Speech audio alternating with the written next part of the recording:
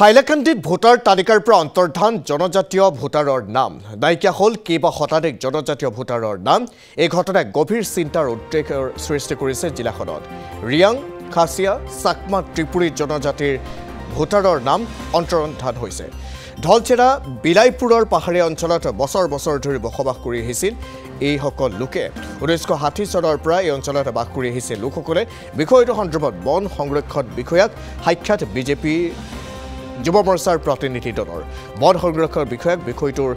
তথ্য দাঙি ধৰিছে দলটোৱে মেইনলি আমি মানে ডিভিজনেল ফৰেষ্ট অফিচাৰ ডিএফও ছাৰৰ লগত আমি লগ কৰিছোঁ আমাৰ লগত জনজাতি মানুহবিলাক আছিলে মেইনলি তেওঁলোক দে belong from south Hailakandi part তো এইটো পাৰ্টত বহুত ইমান পুঞ্জি আছে আগত য'ত 1950 1960 ভোটাৰ লিষ্ট আমাৰ লগতে আছে সেইটো টাইমত তাতে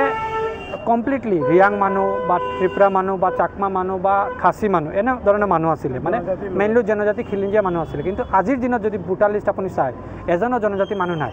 তাতে এজনো জনজাতি মানুহ নাই তাতে জনজাতি মানুহৰ হাতত জনজাতিৰ ল্যান্ড নাই তেওঁলোকৰ সুৰক্ষা নাই সেইটো কাৰণে মাননীয় মুখ্যমন্ত্ৰী ডাঙৰীয়া যে অভিযান মানে আৰম্ভণি কৰিছে সেইটো আৰু মানে ত্বৰান্বিত কৰি আমাৰ এইফালে বিশেষকৈ সাউথ হাইলাকান্দি ফালে বা ঢলচৰা বিলাইপুৰ যেটা আমাৰ মেইনলি দুটা বেল্ট আছে ট্ৰাইবেল বেল্ট আছে ফৰেষ্ট বেল্ট আছে এই উচ্ছেদ অভিযান চলাব লাগে সেইটো কাৰণে আমি কিছুমান ডকুমেণ্টও ছাবমিট কৰিছোঁ ভোটাৰ লিষ্ট ছাবমিট কৰিছোঁ উইথ প্ৰুফ যে ইয়াতে ইভিকশ্যন হ'বই লাগে ইয়াতে আগতে ৰিয়াং মানুহৰ জমিন আছিলে আজি ৰিয়াং মানুহ নাই আজি ত্ৰিপুৰা মানুহ নাই আজি খাচী মানুহ নাই আজি বেলেগ মানুহ আহি এই জেগাবিলাক জমিনবিলাক দখল কৰিছে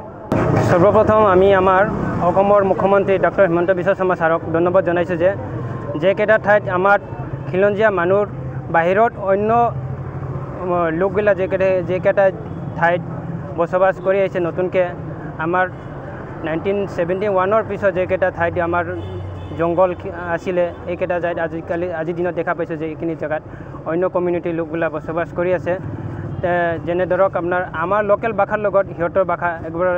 একো তালমিল নাই এই ধৰণৰ কিছু আছে কিছু আমাৰ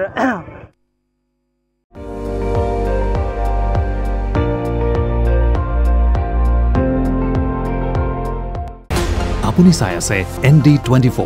সৰ্বশ্ৰেষ্ঠ নহয় সৰ্বোত্তমৰ দৌৰত